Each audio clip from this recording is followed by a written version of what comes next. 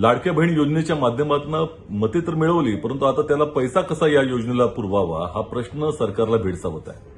त्यामुळे दारूचा प्रचार प्रसार व्हावा, दारूचा जास्तीत जास्त वापर व्हावा आणि त्या माध्यमातून निधी गोळा करावा अशा पद्धतीच्या योजनेसाठी समिती नेमलेली आहे असं कळतंय. एके ठिकाणी संपूर्ण महिलांना बहीण संबोधायचं, लाडकी बहीण संबोधायचं आणि त्यांना 1500 रुपये द्यायचे आणि दुसऱ्या ठिकाणी भावजींना दारूच्या आहारी पाठवायचं आणि त्यांना बेवडे करायचे. हा या सरकारचा घाट आहे. दारूच्या माध्यमातून या व्यसनाच्या पायी किती परिवार उद्ध्वस्त झालेत या राज्यामध्ये याची गणती करता येणार नाही. अनेक महिला रोजंदारीवर काम करतात आणि त्यांची मुले त्यांच्याकडनं मारझोड करतात, त्यांच्याकडनं पैसे हिसकावून घेतात किंवा घरामधनं पैसे चोरतात आणि मुलांच्या शिक्षणासाठी असेल की या घराच्या विकासासाठी जो पैसा वापरायचा तो व्यसनाच्या पायी संपूर्ण घराच्या नुकसानीकडे घेऊन जातो आणि घर उद्ध्वस्त होतात. ही या राज्यातील अनेक घरांची शोकांतिका आहे. परंतु या सरकारला घेणं देणं नाही.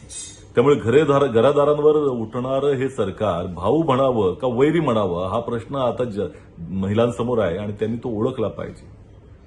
ज्या पद्धतीनं हा दारूचा प्रसार चाललेला आहे त्यातनं एवढंच मात्र सरकारकडे आमचं म्हणणं आहे की आता नशामुक्ती व्यसनमुक्ती कार्यक्रम आता बासनात गुंडाळून ठेवावे आणि खुलेआम घरे बुडवा दारू जिरवा कार्यक्रमाची सुरुवात करावी. एवढंच जर पैशाची चणचण तुम्हाला भासत आहे तर तुम्ही जर भ्रष्टाचार कमी केला तर राज्यामधला आणि प्रत्येक त्या ठिकाणी विभागातला भ्रष्टाचार कमी केला, तुमच्या मंत्र्यांच्या घरामध्ये जो पैसा चाललेला आहे तो थांबवलात तर या जनतेच्या अनेक योजनांना पैसा कमी पडणार नाही.